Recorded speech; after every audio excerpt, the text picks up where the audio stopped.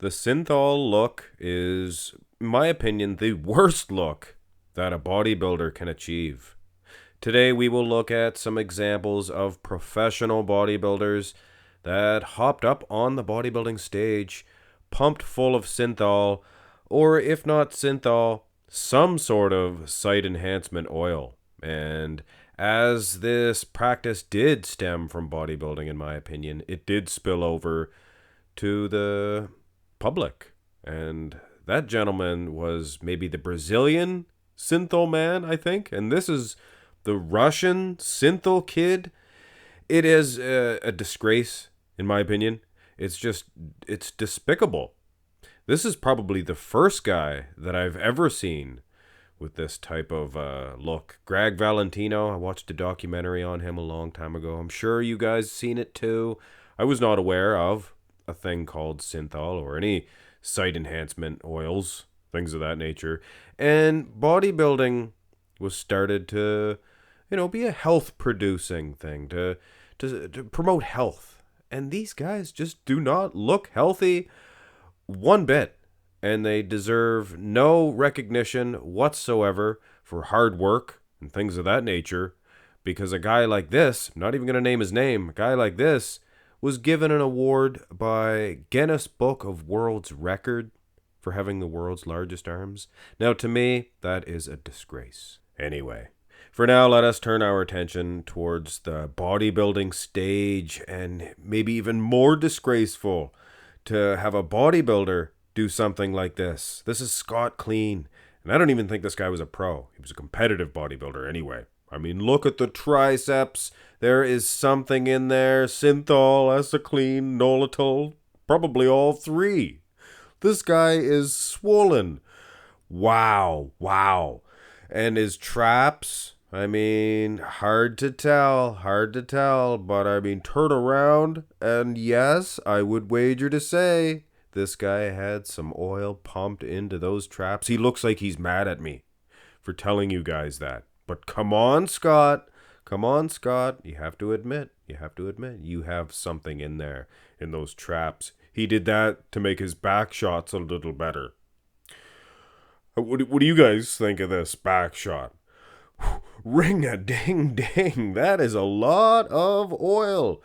Starting to spill over for sure. Here's another relative unknown guy, Christopher Bennett. Now, do you think he just had an incredible set of bicep peaks? Or do you think that there's something in there? I mean, those are some lush peaks. Lush peaks indeed. I mean, it looked like he already had a large set of bicep peaks. And that's what's so confusing about a guy like this, Mike Matarazzo. You can obviously see there was some work done on those biceps. And he always had big biceps. That's why I just don't understand it. I almost understand the mindset of a guy like Milo Sarcev. I mean, he had a weak set of biceps. So he just, he didn't know when to say when, though. And here's one guy that I know for sure he had some sites put in those site enhancement oils, SEOs, site enhancement oils, pumped into those arms. I mean, even if he didn't admit it, which he did, gotta give this guy respect for admitting it. And you gotta bring this stuff out of the closet. No sense of, keeping it hush-hush about it. It's not being rude. It's not exposing somebody. This is as exposed as you can get. I mean, look at him from behind. It's even almost worse from behind. You know what I'm saying? So I'm saying. And this guy beside him, here's another dude. This is Ernie Taylor. You guys remember Ernie Taylor? The tricep king. And he put a lot of attention on those triceps, which is kind of funny. I mean, it was obvious, wasn't it? Now, here's something you might not have known about him. See his calves? Weak, right? Look at this. Boom! Superset man. Boom. Look at that. Definitely something in those calves, too. But that could be something totally different. I've heard of calf implants, and here's a side-by-side picture of Lou Ferrigno. And this was not far between. He was doing Hercules movies, and he still had the exact same size calves he did in the 70s, and then that's large. So I think that's something totally different, not Synthol. And actually, Ernie Taylor here, you can hardly hold that arm up signing autographs. He actually was accused. A couple of people I've heard say that he actually had implants in there as well. And I've heard even Dorian Yates say that he always had them. He always had them. Well, I don't know. It was one of the last few guys, though, along with this guy here, Nasser El Body, one of the last few guys in the early 2000s to get it, or to have this on stage. He had it more in his delts, though, as you can see here. Because they were talking about it. They talked about it in the press conferences. They were asking to have ultrasounds back there. Some of the bodybuilders, because the bodybuilders themselves wanted to, expose this. And I mean, Ronnie King Coleman was reigned supreme for years, so you never really heard tell of it. And if it was around, you really didn't see it too much. The odd story would pop up, like Jay Cutler has suspect bicep. A bicep tear, more like it. It was just swollen. And of course, Dexter the Blade Jackson in 2018, something happened there. And I believe Tominator made a video suggesting that maybe it was Synthol.